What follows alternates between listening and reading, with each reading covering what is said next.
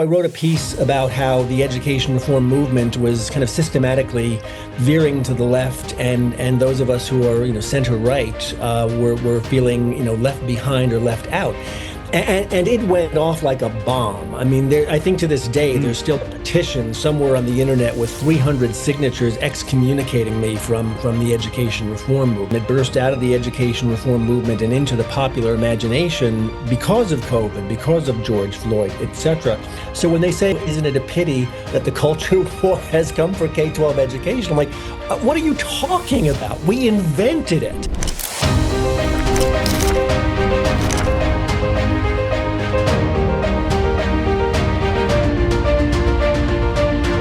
Welcome to The Contrarian. I'm David Bernstein. In a world filled with noise, I'm here to provide the signal.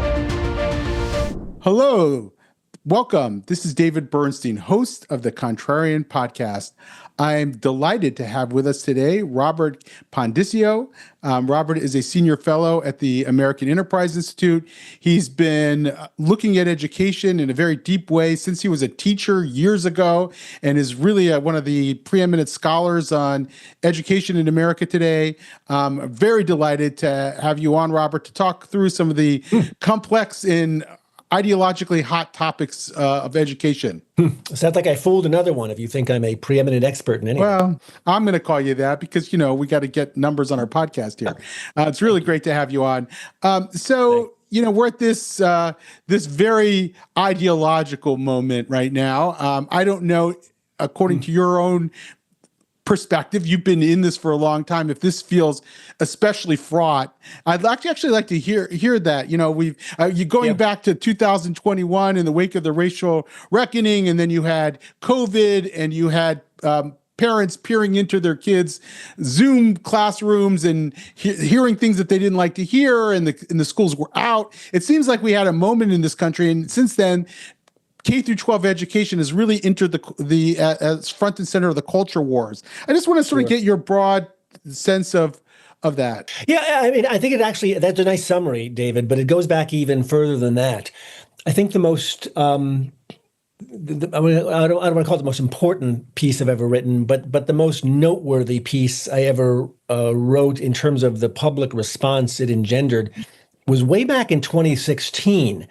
I wrote a piece after the New Schools Venture Fund meeting that was about how conservatives were being squeezed out of the education reform movement. That we weren't using the term woke at the time, and I don't really use it now, but it was a very, quote, woke event. Somebody described it as feeling like a Black Lives Matter rally, and they meant that as praise. So I wrote a piece about how the education reform movement was kind of systematically veering to the left, and those of us who are, center right, were feeling, left behind or left out. And it went off like a bomb. I mean, I think to this day, there's still a petition somewhere on the internet with 300 signatures excommunicating me from the education reform movement. And again, this was 2016. So by the time 2020 COVID happened, George Floyd happened, et cetera, this had been going on for a while. I think it became more mainstream. It burst out of the education reform movement and into the popular imagination because of COVID, because of George Floyd, et cetera.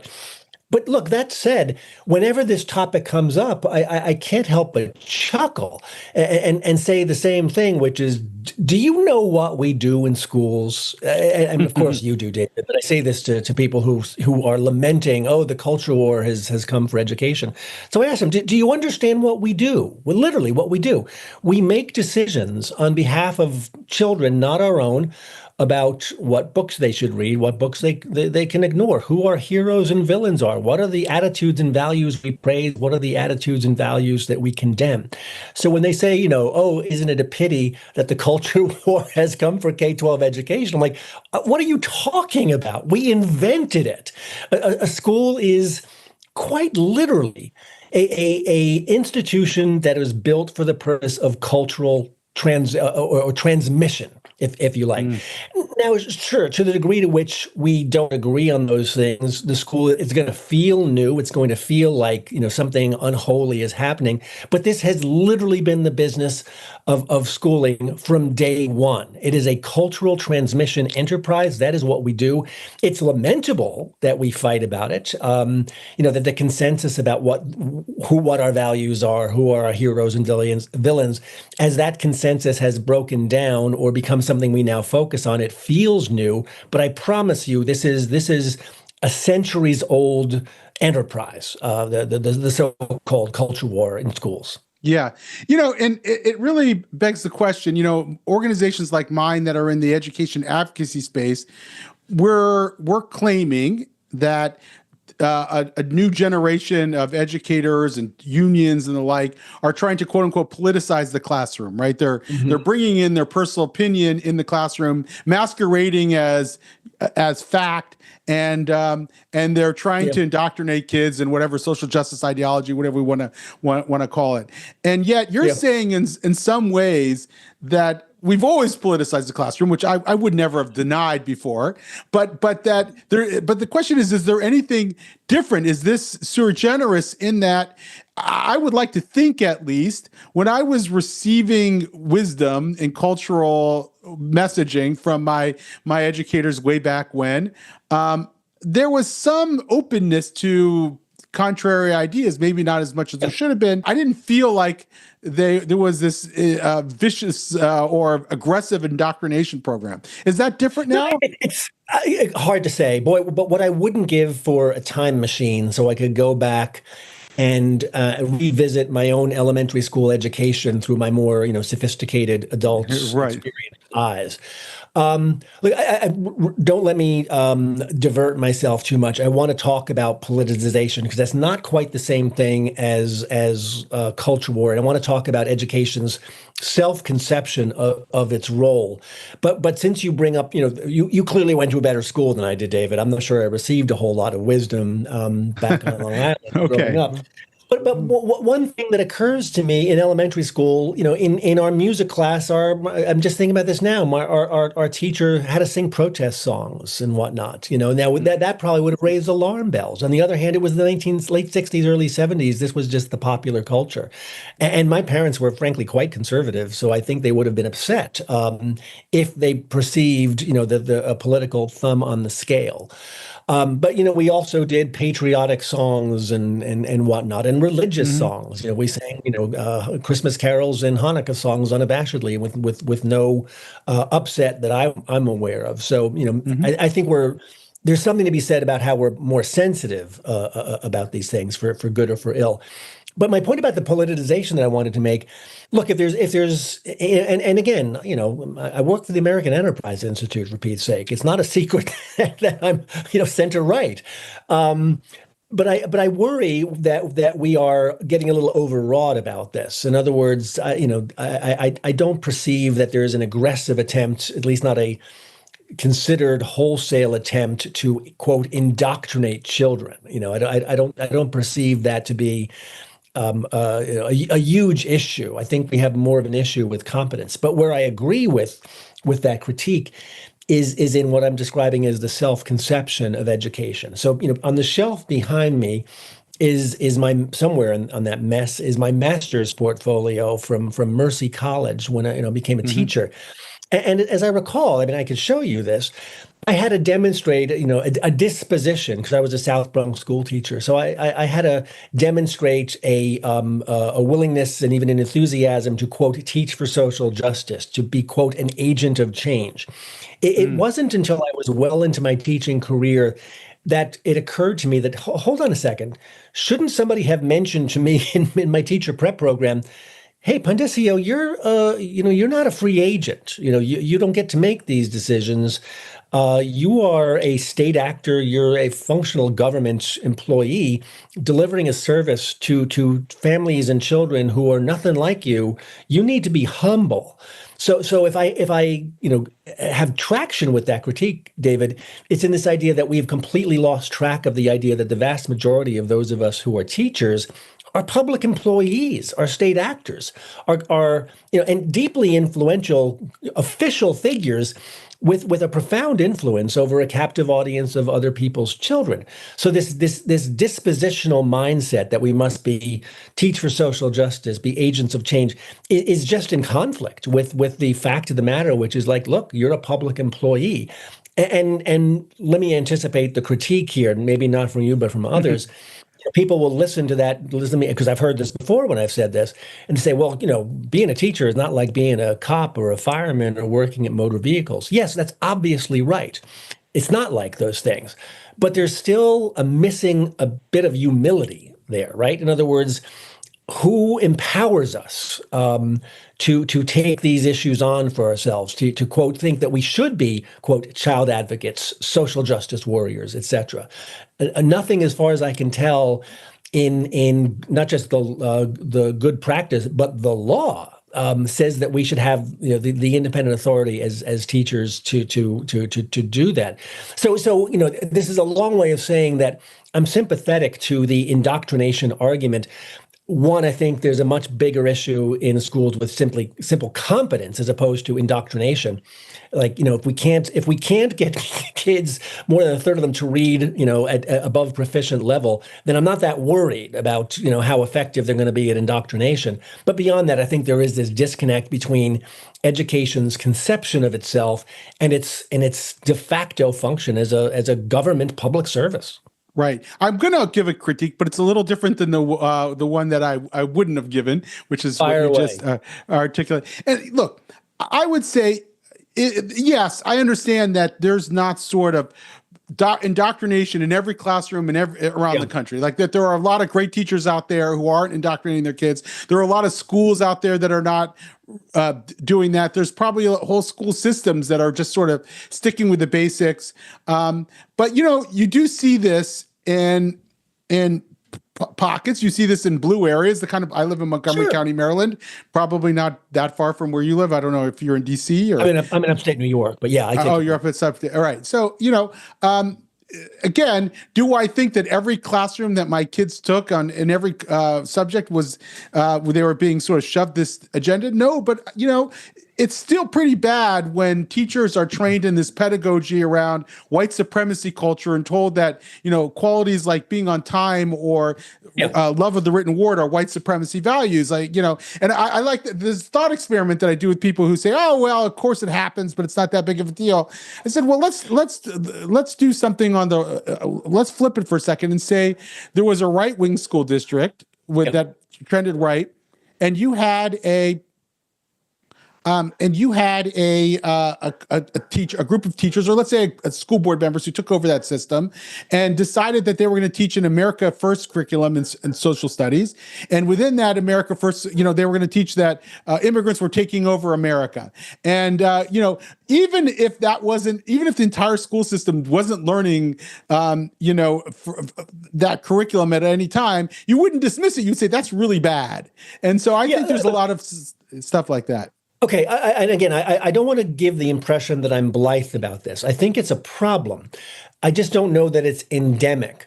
There was a frankly silly book by a guy named James Lindsay written not long ago where he made the claim that the entire American education system is Marxist, top to bottom.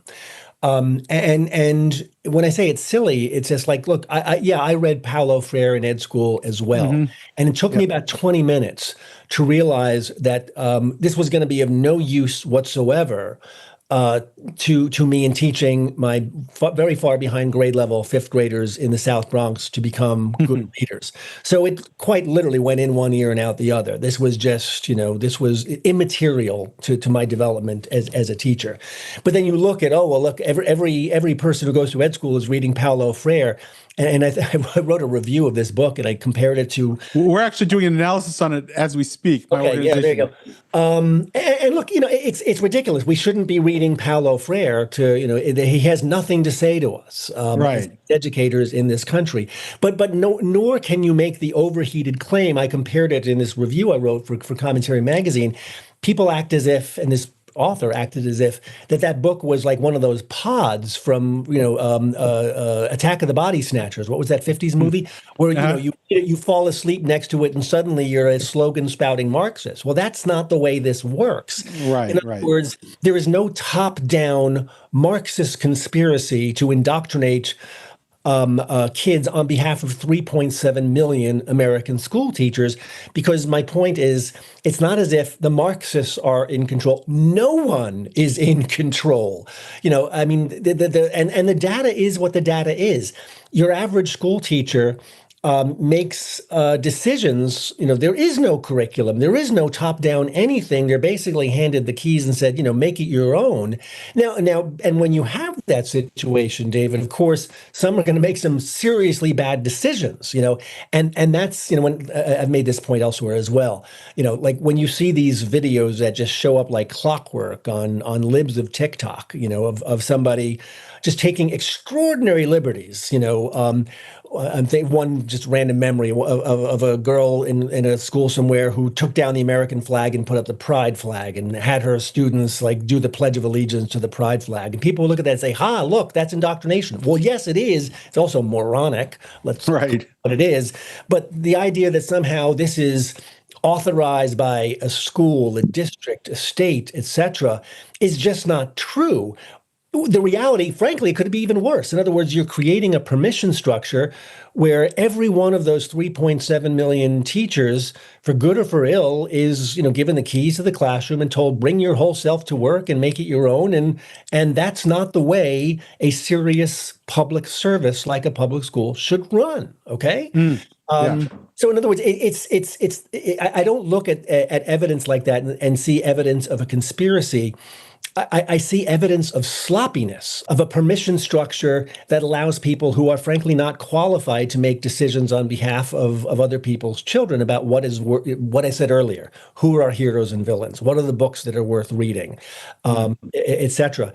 I'm not suggesting that we should have a top-down school system, but what we have right now simply isn't working. And you're leaving inexperienced people to make high-stakes decisions on behalf of other people's children that they probably shouldn't be making. Look, I've been in this work. You started this off with a very nice, intro, my bio.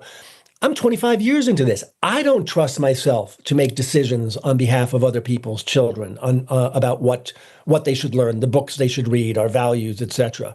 So the idea that you're going to trust an inexperienced 22-year-old, who's first day out of college, they're Right. teaching fourth grade in the inner city somewhere to make those decisions strikes me as a little crazy. Yeah. Yeah, I can understand that. So let's, you pointed out, look, we're seeing a decline in reading. We're seeing a decline in math. The nation's report card was not very good. I think was the lowest it's been in decades. And so the question is that partly, do you think, due to sort of the ideological capture of some schools, or is that just something that would happen anyway? Yeah, look, I make myself very unpopular on both the left and the right with what I'm about to say, but I'm old and gray, so I'm going to die on this hill, whether we're right or wrong. I alluded to it a moment ago. The biggest issue that we face in American education is not ideological; it's just simply competence. Again, I keep using this figure. We have 3.7 million teachers in this country. Do the math. If you have a number that large, by definition, that means your teachers are not going to be saints and superstars, because the good Lord did not make 3.7 million saints and superstars. If you have that, nearly 4 million of anybody doing anything, by definition, they're going to be ordinary people, well-intended, hopefully, earnest, care about kids, etc. But it's not the cognitive elite, okay? It's going to be ordinary people by the simple law of large numbers. But at the same time, we've made teaching a job that demands it be done, if it can be done by anybody at all, merely by the cognitive elite. So for 25 years, we have tried to raise student outcomes by either training teachers up, by attracting the best and the brightest, etc. I like to invoke Donald Rumsfeld. Remember his famous remark that got him in quite a lot of trouble. It gets me in trouble too, where he said, you go to war with the army you have, not the army you wish you had. Well, it's the same thing in education. You go to school with the teachers you have, not the teachers you wish you had. But for 25 years or more, we have done education policy on the teachers we wish we had, not the teachers we have. So my dying wish in this work is, let us please rethink the job of teacher so it can be done by the workforce that we have, not the workforce we wish we had. So that means you cannot continue to dump every social problem in American life on the backs of fourth grade teachers and expect them to solve it.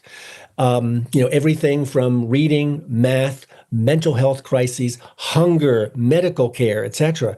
This has become a perennial, but every couple of years somebody rediscovers the community schools model and says, oh, that's what we need to do, because kids can't possibly learn to read until we fix their hunger issues, their medical issues, their mental health issues, you name it. That's the deal breaker. So we need to put all these services in the school, so the conditions will exist that would allow kids to read and do math at grade level. And I listen to this and I feel like my brain has fallen out of my head, David. Why would you ask the least functional, and I don't mean to be harsh here, but the least functional institution in American life, the typical, say, urban, public school, to do more? When it struggles to do its basic function well. This is not to say that those other issues are not important. Of course they are. But I keep using this phrase, Snow or Rothman of the or National Review's favorite phrase, the permission structure. Yeah, I use it too. You're creating a permission structure to fail at your function, your primary function, reading, math, academics, because we'll get to those things after we do all these other things. And there will never be an end to those other things.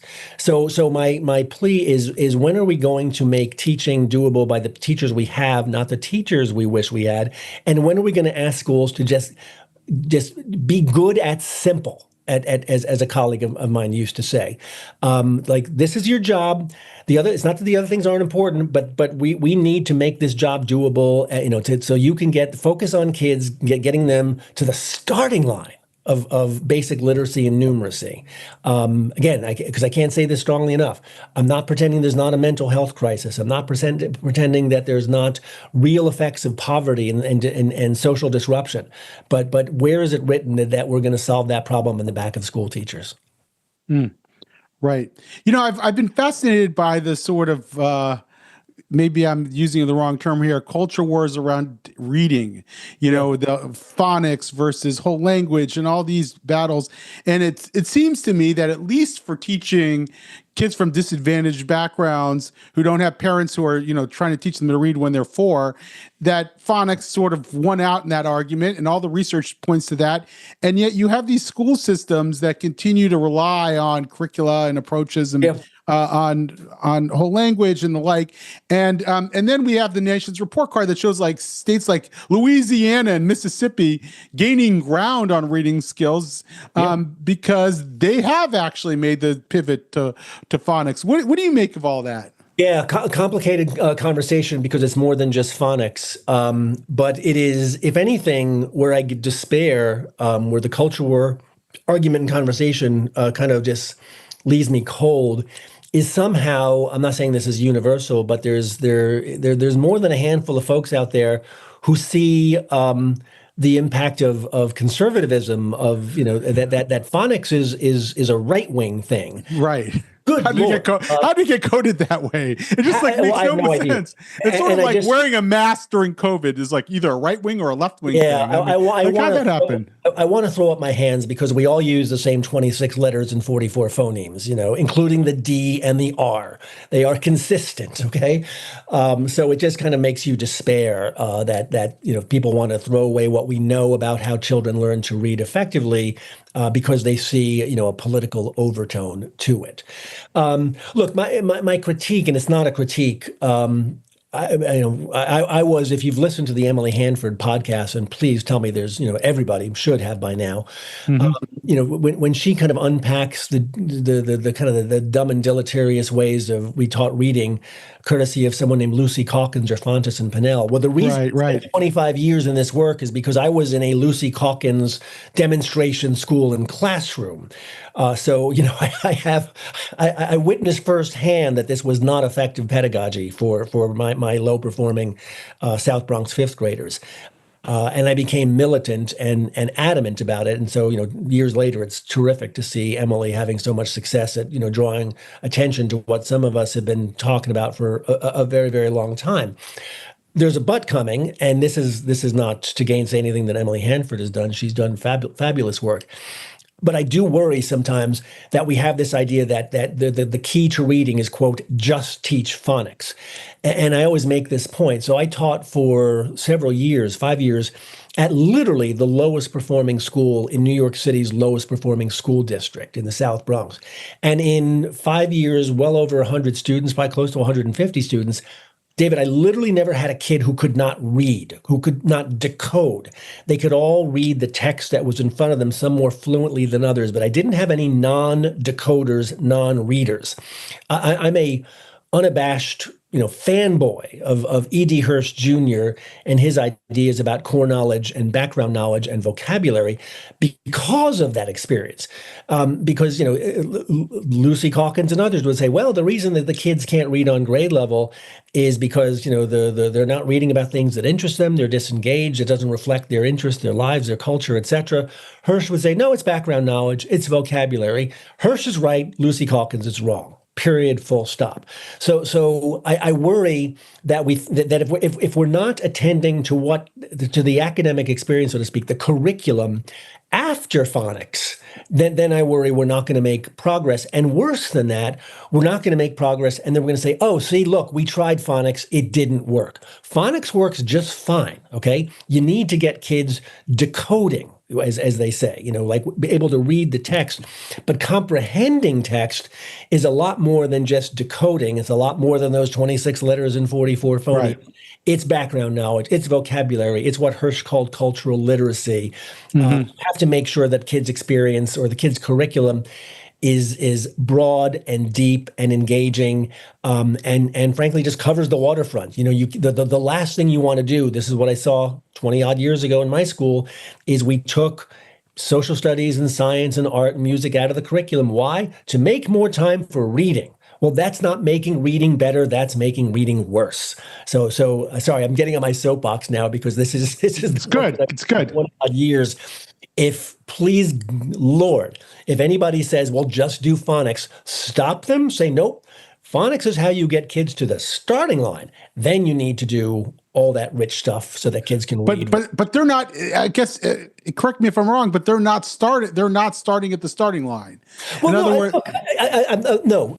Well, this is yes, there are some number of kids who do not get to the starting line. I'm just offering my experience in the South Bronx as a bit of a cautionary. But I'm saying that the sort of the whole language people in this debate, and I realize I'm simplifying, are basically starting at a different point in the learning process rather than with decoding. Am I wrong about that? Hard to say. I mean, we know that some number of kids do seem to just magically pick it up. They seem to master the code without any explicit instruction, and I'm not sure we know why. So why do Louisiana and Mississippi? Why are they getting bumps in their reading scores? What are they doing? Well, they're getting bumps in their reading score at fourth grade. And look, I'm a very, very big fan of what's happening in places like Mississippi and in Louisiana. Because they are embracing the so-called science of reading, and they're being very rigorous about early childhood education and phonics. And in the case of Louisiana in particular, when I was nattering on a few moments ago about making teaching teachable and creating the conditions for success, Kate Brumley, their state superintendent, is a friend and a personal hero of mine. I mean, he's really making that his mission to make teaching doable. They did a wonderful report a year or so ago called "Let Teachers Teach" that is all about that. So more power to Kate and kudos to Kate. But the issue right now is where they're seeing the growth is for the most part in fourth grade reading, and that's what happens when you get kids effectively to that decoding starting line. Right. Because let's be honest, a fourth grade reading test is not really knowledge heavy, right? It's mostly a test of decoding. It's pretty I basic, see. simple stuff. By eighth grade, the cognitive demands of reading are simply a lot higher. I use the example. I taught fifth grade, but one year in the New York State reading test, the first reading passage was about the customs of Dutch New Amsterdam. And remember, a few moments ago, I talked about how we took social studies out of the curriculum altogether to make more time for practicing reading skills and strategies, which are not really skills and strategies at all. So my kids were dead in the water from the word go. They'd never had a day of social studies or history. They didn't realize that they were literally sitting in a place that used to be called New Amsterdam. They didn't know who the Dutch were. They didn't know what customs were, on and on and on. So they could read the words, but they couldn't, they didn't have the wherewithal to comprehend what they were reading. And that's not their fault. That's our fault. So I grew up around a lot of mostly Jewish guys, and all we did is debate all day long. And that was sort of like what we did. It could be about baseball, or it could be about, school vouchers, by the way. Like some of the earliest, most vigorous debates I remember were around school vouchers going back. Your friends were way smarter than me. We argued about this is like a senior in high vouchers. school, freshman in college, we were arguing about vouchers. So, Okay. and it sort of trains the mind in a certain way. And then maybe you take a couple of philosophy classes and you train the mind more. And before you know it, you develop something called critical thinking skills. And I guess I'm partial to this debate culture and this debate pedagogy, and people have written about it. I forget his name. There's a scholar at Brookings, I think, who's written a book on debate. Maybe you know him. I'll think about it later. Put it in the show notes, as they say. It not the kind of debate you do on a team where you sort of rehearse a statement, but really you sit people down, you raise topics, and you have them argue with each other. Now, I know that that's not going to work for first graders or maybe even fourth graders, but as you get older, it seems to me that that's probably how you do critical thinking. To mimic what I did organically, being around a bunch of argumentative Jewish kids. Yeah. Tell me, like, what's your take on all that? I think you're mostly right about that. The guy you should talk to is Dan Willingham, who's a brilliant cognitive scientist out of the University of Virginia. Mm-hmm. I described myself as a unabashed disciple of E.D. Hirsch Jr., who was a literature professor at UVA. Dan is a cognitive scientist. So Hirsch has the theory. Along comes Willingham a few years later, basically the guy in the lab coat who says, "Oh yeah, no, Hirsch is right, and here's why." I think you're right, and here's why. As long as I'm getting the sequence correct. Well, let me back into this in the form of a critique. One of the big errors that I think we make in contemporary education practice is this idea that the content doesn't matter. We can teach debate. We can teach critical thinking. We can teach problem solving. All of those things are what a cognitive scientist like Willingham would describe as, quote, domain specific. Meaning you cannot be an all-purpose debater, critical thinker, problem solver. If I'm understanding you correctly, you understood a lot about baseball or vouchers or whatever. So you had the mental furniture, the ammunition that allowed you to be an effective debater. But what we think right now is, it doesn't matter. We're going to teach you the skill as if it's transferable. As once I teach you how to be a problem solver, critical thinker, etc. Now you can, mix and stir and do it with anything. I learned this from Dan. There's a fantastic paper written some years ago with the great title, "Could Steven Spielberg Manage the Yankees?"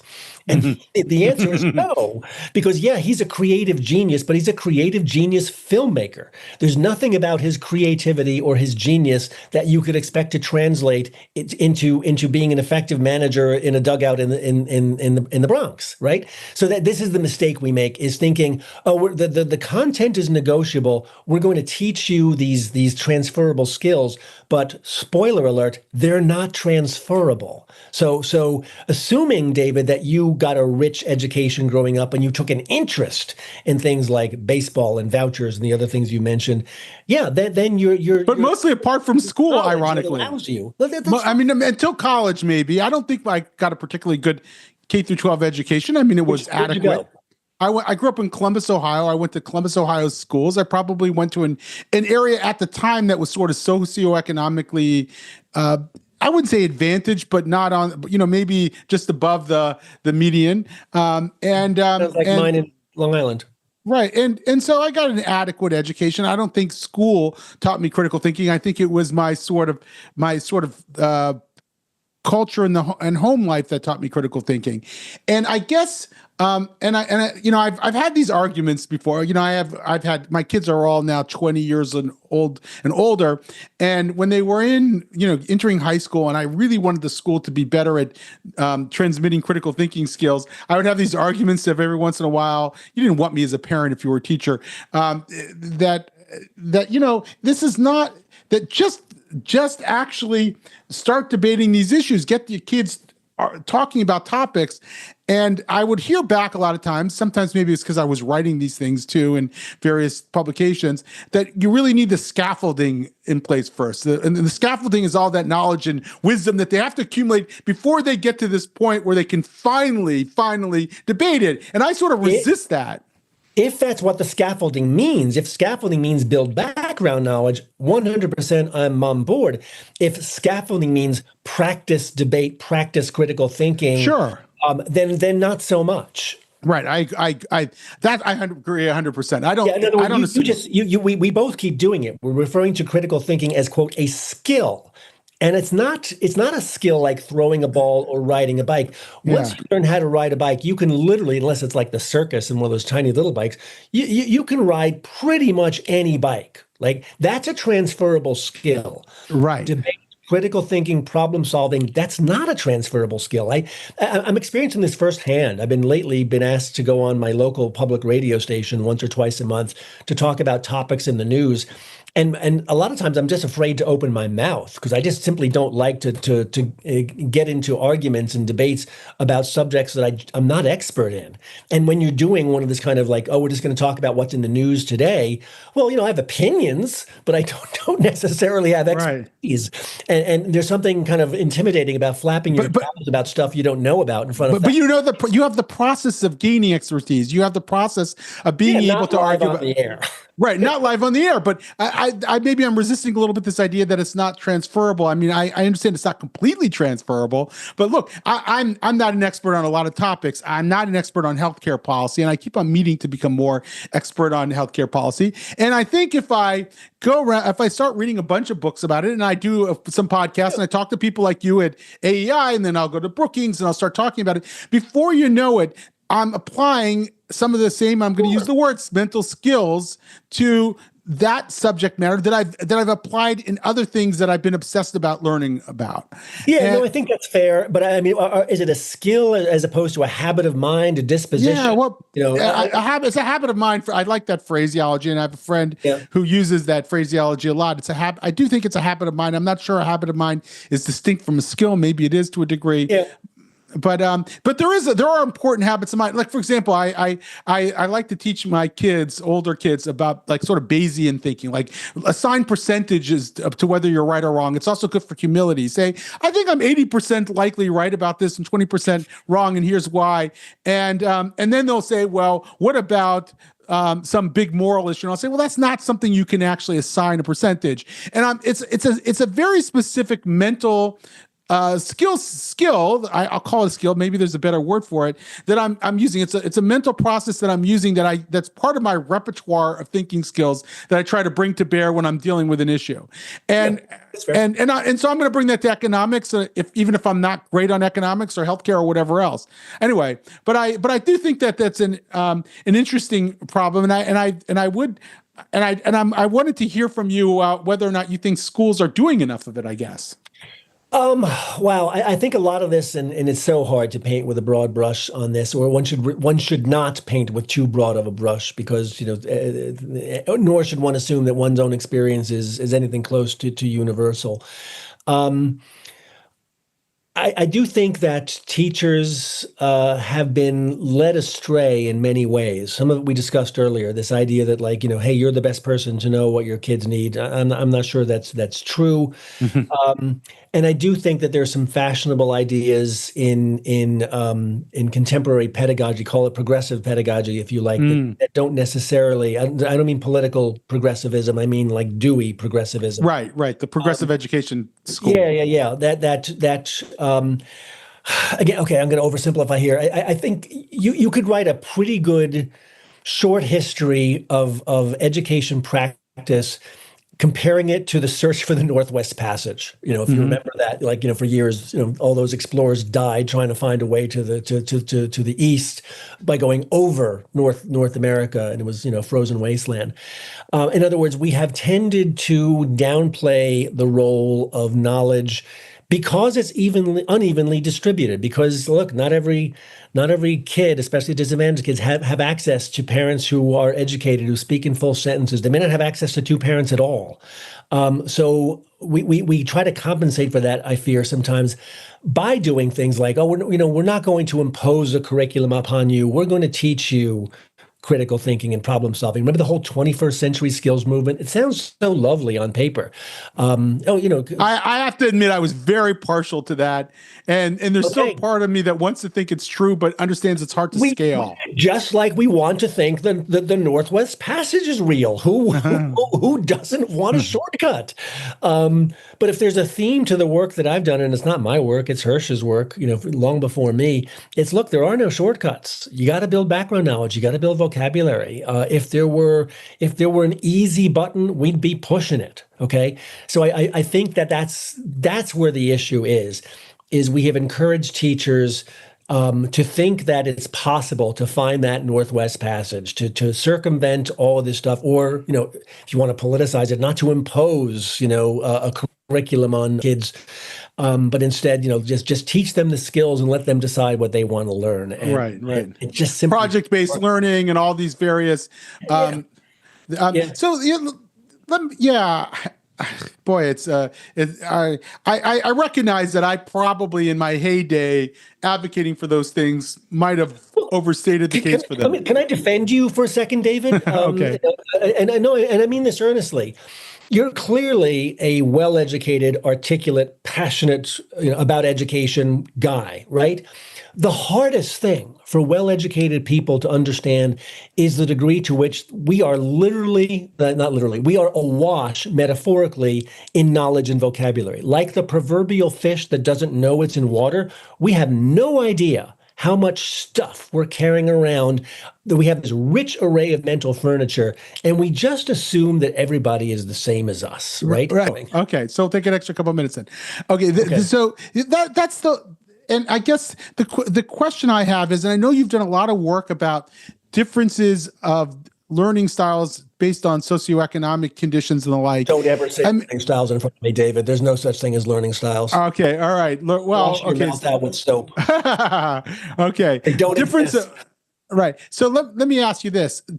Is there an argument for saying, look, there's certain kids from certain environments that probably have parents that were very active, that they're very verbal at home, that that they've that you bring them to schools, and if you did nothing else besides all these little progressive fads that of arguing and project-based and everything else, they would thrive, they would excel, they would do great things. And there's other kids that just simply wouldn't work for because they don't have the basics in place. In other words, like, should we have differentiated learning teaching based on socioeconomic circumstance? Well, we do functionally, but we probably do it the wrong way. In other words, one of the most dangerous or damaging things I think that's ever been said in education was by Dewey, who had this line. I may not have it by heart. It was something about how what the best and wisest parent wants for his child, so should we want for every child. Anything less is unlovely and undemocratic. I think that may have been the verbatim quote. So we have taken that very noble sentiment and said, hey, what works for the most affluent, the most educated, to use a New York City metaphor, since I spent my career teaching there, what works at PS6 on the Upper East Side, we're going to take that to PS277, where I taught for years. And this is literally what happened. The Lucy Calkins stuff that, that New York City was in the thrall of for a quarter century was invented on the Upper East Side or implemented at PS6. And then it worked so well there. I should be making air quotes. It worked so well that let's teach every kid this way. Well, the kids at PS6 are growing up in the most affluent zip code on the planet. So in other words, so you look at that and say, look how well this is working. But those kids in the main had college-educated parents. They had enrichment. They literally lived across the street from the Metropolitan Museum of Art. They had every verbal advantage that kids could have by dint of education level and income. And then you take this pedagogy and you bring it to the South Bronx, where my students had none of that, where they are more likely to be what you might think of as school-dependent learners, where the most verbal person they'd ever known was me. Okay. And then you say, well, why doesn't it work here? Well, it didn't work in the other place. It's just that what the kids brought to school masked its deficiencies. Okay. Now, interesting, coded this. Years ago, I wrote a book about Success Academy, which was the one example I can think of in 25 years that does exactly the opposite. It created a curriculum and a pedagogy and a school culture for low-income kids of color in the main, in Harlem and Bed-Stuy and the Bronx and whatnot. And it works so well, delivering these extraordinary standardized testing scores, that well-off white people decided they wanted too. So now they open up schools in affluent neighborhoods in Brooklyn and in Hudson Yards and whatnot. But in the main, it goes in the other direction. So to your very, very good point, there's some number of students who are going to bring to school these incredible gifts of educated parents and very verbal upbringings and whatnot. And look, I don't want to suggest that there's any kids in this country who are, quote, failure proof. But they are, the phrase I prefer is school dependent. Okay. Those kids are less school dependent than the kids that I care about. My students in the South Bronx and Harlem. Right. So we started with ideology, and I followed you down the journey of competence and what works and so forth. And I want to go back to ideology for sort of our to wrap it up here. We're involved in places where I think the ideology is pretty dominant. Places in California that adopted, let's say, liberated ethnic studies for their schools. This is pedagogy of the. Yeah. Okay, let me just interrupt you briefly, because I'm not blithe about these things. I want to be clear. I think that's a problem. But you also have to be mindful of, if you have this idea that a state or district or school board adopts a curriculum on Monday and on Tuesday the teachers all say, yes, sir, and teach it verbatim, that is not how any of this works. Right. I agree. I understand that. And there's going to be a lot of teachers that just say this is BS and I'm not going to teach it. They close the door and do what they've always done. Right. But, as you put it before, it creates a permission structure. It reinforces that permission structure. So now if teachers are told, A, by their teachers' college that, where they've learned decolonizing the curriculum, that they can be social justice warriors and that their mission is to train them. Yeah. B, by their teachers' unions, and you look at what's going on at the NEA in some of these places, that's a message that comes loud and clear. And then, their school board votes to adopt it. And then the state of California votes to adopt it. And all of a sudden, it's not that every teacher's doing it in uniform, but that it becomes the dominant paradigm. It affects the culture in some ways, at least prepares certain kids for a life of a certain kind of education that they then expect to get once they're in higher education. No? Look, I'm glad that you're podcast is called The Contrarian, okay? Because you can be my contrarian. You're my house contrarian. No. It seems to be my lot in life, late in life, just be the skunk at every single picnic. Look, I agree with you in the main, but now I feel the need to be the contrarian here. Yeah.